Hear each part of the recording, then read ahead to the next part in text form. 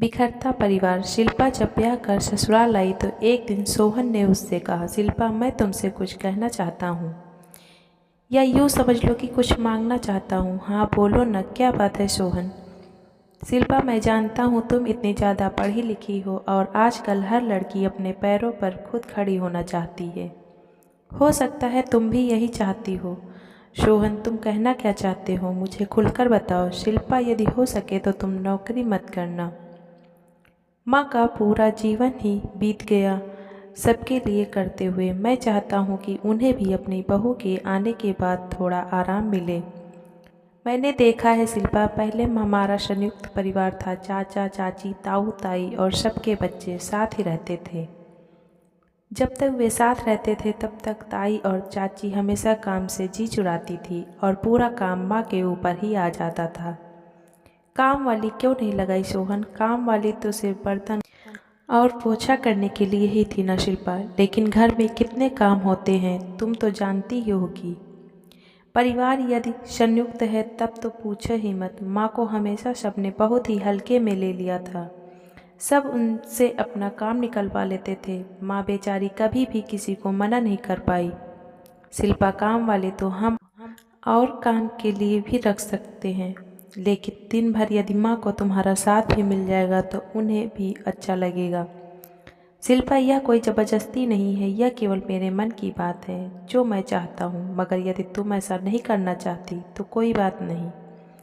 माँ तो जब तक उनके हाथ पाँव चलेंगे तब तक संभालती ही रहेंगी। शिल्पा ने कहा, यदि ऐसी बात है तो मैं नौकरी के बारे में मैं कभी सोचूंगी भी नहीं। मैं उनका पूरा ख्याल रखूंगी। सोहन ने खुश होते हुए कहा, थैंक यू शिल्पा, लेकिन तुम घर से जो चाहो कर सकती हो, जिसमें तुम्हें रुचि हो। शिल्पा ने इसके बाद नौकरी के विषय में कभी सोचा ही नहीं।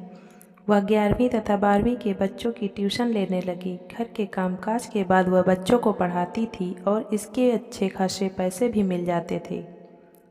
शिल्पा घर का ख्याल भी रख रही थी और कमा भी रही थी। वंदना और शिल्पा बड़े प्यार से मिलजुल कर काम करते थे।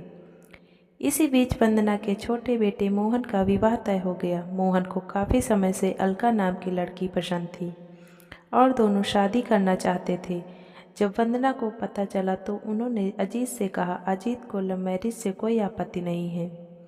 अजीत ने कहा, बस लड़की ऐसी हो जो हमारे परिवार में निभ जाए, तुम्हारी तरह शिल्पा का हाल ना हो। बस ठीक है, चलो फिर करो तैयारियां। अलका और मोहन का विवाह हो गया।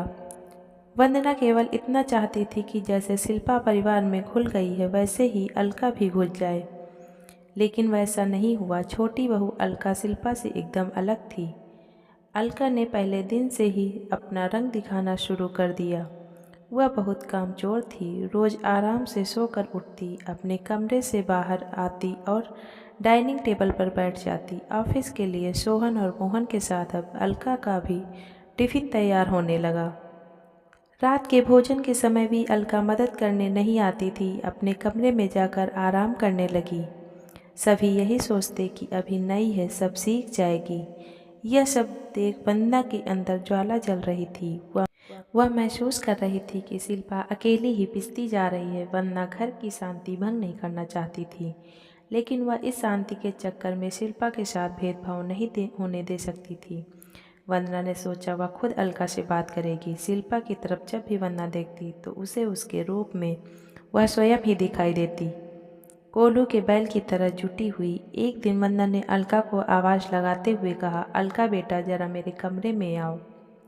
अलका पहुंची और बोली, हाँ माँ बोलो ना, ऐसी क्या बात है? देखो अलका, हमारे घर में हम सब एक संयुक्त परिवार में रहते हैं और यहाँ पर सभी का कर्तव्य है कि सब मिलकर काम करें। किसी एक पर काम का बोझ देना सही नहीं है। तुम्हें भी हाथ बटाना चाहिए। माँ, हाथ तुम बटा रही हूँ, मैं ऑफिस जाकर बाहर का काम संभाल लेती हूँ और शिल्पा जी घर का। नहीं बेटा, तुम नौकरी अपनी खुशी के लिए कर रही हो। शिल्पा भी तुम्हारे जितनी पढ़ी लिखी है, पर घर की जिम्मेदारियों के कारण उसने नौकरी नहीं की। तो माँ, एक काम वाली और रख लेते हैं ना, पैसे मैं दे दूँगी। बात पैसे की नहीं है। सब ने शुरू से घर का अपने हाथों से बना स्वादिष्ट भोजन ही खाया है। ठीक है माँ, मैं आपकी बातों का ध्यान रखूंगी। गुस्से में तिलमिलाती अलका अपने कमरे में चली गई। मोहन ने उससे कहा, क्या हुआ अलका, बड़े गुस्से में लग रही हो। अब तुम्हारे घर में मुझे ताने मिलने लगे हैं, मैं काम नहीं करती हूँ। अरे तो काम वाली रख लो ना। हाँ मैंने भी कहा था, माँ ने इनकार कर दिया। मैं बात करूँगा माँ से, तुम मूड ठीक करो। हफ्ता यूं ही गुजर गया। अलका ने वंदना की बातों पर कोई ध्यान नहीं दिया। मोहन ने वंदना से कहा, माँ अलका कह रही थी कि माँ काम की वजह से उससे नाराज़ है।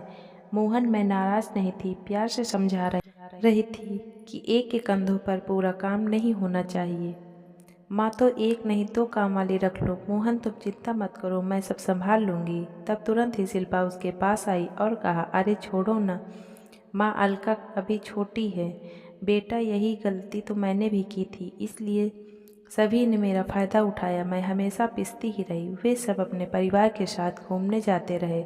सब कहते वंदना बहुत अच्छी है, घरेलू है। बेटा मैं नहीं चाहती कि यह सब तुम्हारे साथ भी हो, पर माँ इस तरह घर में कलह होगी और परिवार टूट जाएगा। लेकिन आज कोई है हमारे साथ शिल्पा, सब चले ही गए न छोड़कर मेरी अच्छाइयों को ताक में रखकर।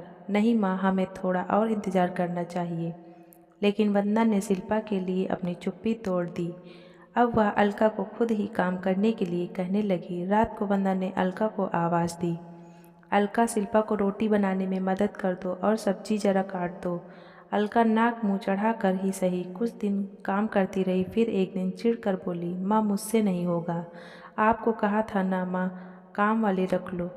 अब रोज़ की कलह शुरू हो गई। मोहन हमेशा अलका की ही तरफदारी करता। एक दिन तो अलका ने अपना गुस्सा शिल्पा के ऊपर ही उतार दिया और कहा, जीजी मैं सब समझती हूँ, आप ही माँ को भड़काती हो। शिल्पा की आंखों से आंसू बह रहे थे। वंदना का तो दिमाग खराब हो गया। उन्होंने कहा, अलका तुम गलत सोच रही हो। शिल्पा ने मुझे कभी कुछ नहीं कहा, लेकिन मैं जिस चक्की में जीवन भर पिसती आई हूँ, उसी चक्की में शिल्पा को नहीं पिसने दे सकती।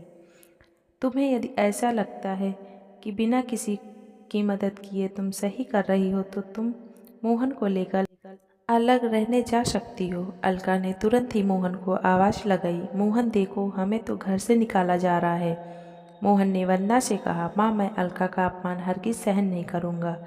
अगले 4-5 दिनों में मोहन ने रहने के लिए मकान ढूंढ लिया। अलका और मोहन को जाते समय शिल्पा ने उन्हें रोकने की कोशिश की। उसने कहा, अलका प्लीज़ मत जाओ, हम मिलकर रहेंगे ना। नहीं जीजी, जहाँ शांति नहीं वहाँ रहने से क्या फ़ायदा। इतना कहकर वह मोहन के साथ चली गई। वंदना टूटते परिवार देखती रही। अजीत शांत थे कि ये महिलाओं का आपसी मामला है। अलका अलग तो चली गई, लेकिन अब अकेले ही घर की सारी जिम्मेदारी उस पर आ गई। दूध, सब्जी, भाजी, अनाज सब उसे ही ध्यान रखना पड़ता। वहाँ तो यह सब शिल्पा देख लेती थी। अलका ने कुछ दिन शौक शौक में यह कर लिया, लेकिन अब उसको परेशानी होने लगी। काम वाली बाई ढंग से काम नहीं करती, उस पर भी नज़र रखनी पड़ती थी। खाना बनाने वाले के हाथ का खाना न मोहन को भाता न अलका को। वंदना और शिल्पा के हाथों का बना स्वादिष्ट खाना उसे दोनों समय याद आता। मोहन को अब अपने परिवार की जुदाई बहुत खल रही थी। अलका भी कहाँ खुश थी। एक दिन मोहन ने कहा, अलका यह तो बहुत ही मुश्किल हो रही है, काश तुमने थोड़ा समझ लिया होता। माँ थोड़ी सी मदद ही करने का बोल रही थी, तुम भी तो थे ना वहाँ, मुझे अकेले को दोष क्यों दे रहे हो। अब उन दोनों के बीच झगड़े शुरू हो गए। इसी बीच अलका प्रेग्नेंट हो गई। उसने अपनी मम्मी को बुला लिया। मम्मी कुछ दिनों के लिए आ गई, लेकिन वह 15 दिन रहकर ही वापस अपने घर चली गई। मोहन कई बार शाम को वंदना के पास आकर रात का खाना खाने लगा। जब उसने वंदना को बताया कि अलका प्रेग्नेंट है, तो पूरे घर में खुशी की लहर दौड़ गई। वंदना ने कहा, वहाँ उसका ख्याल रखने के लिए कोई नहीं है। यदि तुम दोनों चाहो तो यहाँ आकर भी रह सकते हो। मोहन कोई जवाब न दे पाया। जब वह घर गया तो उसने अलका से पूछा, अलका क्या हम वापस घर चलें? ये क्या बोल रहे हो? अब इस तरह जाने में क्या हमारी पहले की तरह इज्जत रह पाएगी? मैं जाने के लिए तैयार नहीं हूँ। वंदना और शिल्पा जानते थे कि अलका का अभिमान उसे वापस नहीं आने देगा। उन्होंने हर रोज़ मोहन के हाथ से अलका के लिए कुछ न कुछ उसकी पसंद की चीज़ें भेजना शुरू कर दिया। अलका ने फिर अपनी मम्मी को आने के लिए फ़ोन लगाना शुरू कर दिया। एक दिन अलका की भाभी जया ने अपनी सास से कहा, मम्मी अलका दीदी गलत हैं, ऐसे में आप उनका साथ देंगी तो उन्हें कभी अपनी गलती का एहसास नहीं होगा। अलका की मम्मी ने कहा, जया तुम ठीक कह रही हो, लोग कहेंगे माँ ने अच्छे संस्कार नहीं दिए। इसलिए जब अलका ने अपनी माँ को फ़ोन करके बुलाया तो उन्होंने आने से मना कर दिया। अलका का चेहरा उतर गया। अलका की तबीयत खराब हो गई। मोहन ने वंदना से कहा, अलका बीमार है, मोहन उसे लेकर यहाँ आ जाओ, हम उसका पूरा ख्याल रखेंगे। मोहन ने अलका से कहा, माँ कह रही थी कुछ दिन के लिए वहाँ चलकर आराम कर लो, तुम्हें क्या लगता है सबको छोड़कर हम दोनों अकेले रह लेंगे? माँ पूरी जिम्मेदारी उठाने के लिए तैयार है। मोहन के इतना समझाने से अलका मान गई और 15 दिनों के लिए वे घर आ गए। सभी बहुत खुश थे। वंदना और शिल्पा अलका का बहुत ख्याल रख रही थी। अलका हैरान थी कि उसकी गलतियों के बाद भी वे उसका कितना ख्याल रख रहे हैं। एक दिन उसने शिल्पा से कहा, जीजी थैंक यू, आप लोग कितना कर रहे हैं मेरे लिए। शिल्पा ने कहा, हम एक दूसरे का ख्याल नहीं रखेंगे तो और कौन रखेगा। अलका अब अच्छा महसूस कर रही थी और अब वह वापस अपने घर चली गई। बीच बीच में हर रविवार मोहन और अलका वंदना के पास आते रहते थे। 9 माह के बाद अलका ने एक बेटे को जन्म दिया। 15 दिन के लिए उसकी मम्मी मीना भी आ गई। वंदना ने मीना के जाने के बाद अलका को फिर से अपने घर बुला लिया ताकि देख रेख में कोई कमी न रहे। बच्चा धीरे धीरे 3 माह का हो गया। एक दिन अलका ने वंदना से कहा, माँ अब मैं संभाल सकती हूँ, मुझे जाना चाहिए। अलका, यह घर तुम्हारा है, तुम यहाँ रह सकती हो, कभी भी संकोच मत करना। अलका ने कहा, माँ मैं जानती हूँ। अलका और मोहन फिर अपने घर चले गए। अब अलका का ऑफिस शुरू हो गया। बच्चे को ऑफिस जाते समय अलका अपने ससुराल में छोड़ देती। वंदना और शिल्पा बच्चे का पूरा ख्याल रखते। धीरे धीरे काफ़ी जिम्मेदारी वंदना और शिल्पा पर ही आ गई। एक दिन अलका ऑफिस से सीधे अपनी माँ के घर आई। वह डोरबेल बजाने ही वाली थी कि उसे भाभी की आवाज़ आई। वह मम्मी से कह रही थी, गलती तो अलका दीदी की है, पिंकू की सारी जिम्मेदारी शिल्पा भाभी और आंटी पर ही तो है। अलका दीदी तो पिंकू को छोड़कर सुबह ऑफिस चली जाती हैं। ये तो वह लोग बहुत अच्छे हैं मम्मी, जो दीदी के इतने खराब व्यवहार करने के बावजूद सब कर रहे हैं। अपनी मम्मी और भाभी का यह वार्तालाप सुनकर अलका की रूह कांप गई। उसका हाथ अपने आप ही डोरबेल से नीचे आ गया और वह उल्टे पांव से चली गई। वह रात भर सो नहीं पाई। उसे बार बार वही शब्द कानों में सुनाई दे रहे थे। उन शब्दों की गूंज उसके मन मस्तिष्क को भेद रही थी। वह सुबह उठी तो उसने मोहन से कहा, मोहन मुझे घर ले चलो। इसी वक्त, क्या हुआ अलका, काफ़ी उदास दिख रही हो। मोहन प्लीज कुछ मत पूछो, मुझे लेकर चलो। ठीक है अलका, चलो। पिंकू को गोद में उठाकर अलका मोहन के साथ निकल गई। घर नज़दीक ही था। घर पर पहुंचकर उसने पिंकू को वंदना की गोद में देते हुए कहा, माँ यह लो आपका पोता, मैं रसोई में जा रही हूँ शिल्पा दीदी की मदद करने। वंदना भौचक्की रह होकर सुन रही थी। ये देख भी रही थी। अलका फिर रसोई में गई जहाँ शिल्पा खाना बना रही थी। अलका ने कहा, जीजी हटो, आज से रोज़ मैं भी आपको गर्मा गर्म रोटी बनाकर खिलाऊंगी, जैसी आप सबको खिलाती हैं, पर आखिर में खुद ठंडी ही खा लेती हैं। शिल्पा ने उसकी तरफ देखा तो अलका की आंखों में आंसू बह रहे थे, जिसमें उन आंसुओं के साथ उसका पूरा अभिमान बहता हुआ साफ दिखाई दे रहा था। आंखों में वह अपनापन था जो इससे पहले कभी नहीं दिखाई दिया था। शिल्पा ने कहा, मेरी छोटी बहना पगली रो क्यों रही है? आज तो मेरी अलका बड़ी हो गई है, समझदार हो गई है। कहते हुए शिल्पा ने उसे सीने से लगा लिया। पिंकू को गोद में लिए वंदना रसोई के दरवाजे पर खड़ी यह दृश्य देख रही थी। तभी उसकी नज़र शिल्पा से मिली। तब शिल्पा ने कहा, देखो माँ, मैं कहती थी ना कि अलका अभी छोटी है, धीरे धीरे सब समझ जाएगी। आज हमारी अलका बड़ी हो गई है माँ, और समझदार भी। अलका ने झुककर वंदना के पैर छुए और कहा, माँ मैं गलत थी, अब मुझे समझ में आ गया कि अकेले रहना कितना मुश्किल है। यदि परिवार का साथ हो तो हर चीज़ आसान लगने लगती है। माँ मुझे माफ़ कर दो, मैं स्वार्थी हो गई थी। मेरा मेरा करने में हमारा शब्द तो मैं भूल ही गई थी। आज यदि कोई पिंकू को मुझसे दूर कर दे तो यह सोचकर ही मेरी रूह कांप जाती है और मैं पागल मोहन को आपसे दूर करने चली थी। वंदना ने कहा, अलका, काश तुम्हारी माँ की तरह यदि हर माँ अपनी बेटी को सही रास्ता दिखलाए तो फिर कोई अलका अपने मोहन को लेकर अलग नहीं जाए और कोई मोहन अपने माँ बाप से जुदा न हो पाए। आज हमारे समाज के टूटते बिखरते परिवारों में हर माँ और हर बेटी यदि थोड़ी समझदारी, थोड़ा धैर्य और थोड़ा एडजस्टमेंट करना सीख जाए तो फिर हमारे परिवार टूटेंगे नहीं बल्कि और मजबूत होंगे, जिनमें रहना स्वर्ग की अनुभूति करने से कम नहीं होगा। आज हमारा परिवार उसी सुख को महसूस कर रहा है।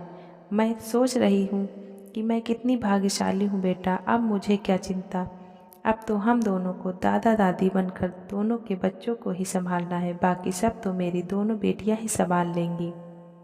अब मैं रसोई से रिटायर होकर दादी का फर्ज निभाऊंगी।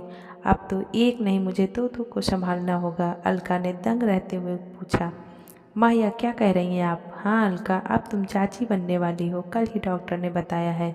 अलका ने फिर से शिल्पा को गले लगा दिया। शिल्पा और अलका दोनों वंदना के पास गए और दोनों उनकी बाहों में ऐसे लिपट गए जैसे वही उनकी माँ हो। यह दृश्य देखकर सभी खुश थे, लेकिन मोहन की खुशी का ठिकाना ही नहीं था। कहानी अच्छी लगी हो तो लाइक करें, सब्सक्राइब करें। धन्यवाद।